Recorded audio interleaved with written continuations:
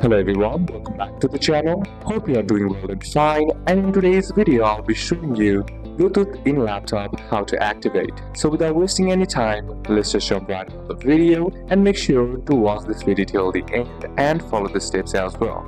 In order to activate Bluetooth in your laptop, first what you can do is use a method 1, that is using Windows settings. To open it, simply press Windows button plus I on your keyboard, or simply head over to the start menu, click on it, and on the search bar type in settings, and that will open up the settings. Now once you're inside your settings, select Bluetooth and devices from the left hand side of your screen. Then once you're inside here, what you need to do is, in order to activate it, simply tap on this toggle button, and that will turn on Bluetooth, and your laptop is now disconnected from the devices as well. The next method is using Action Center. To do it, press Windows plus A, and that will open up the Action Center, or you can just simply press on the Action Center right here, and that will open up the Action Center. Then once you're inside here, what you need to do is simply click on this Bluetooth icon right here, and then you can also click on this Manage Bluetooth or more options and select the device that you want to connect. So these are a couple of steps that you can apply, and that's it for today's video guys. If this video was useful to you, leave a like if it did,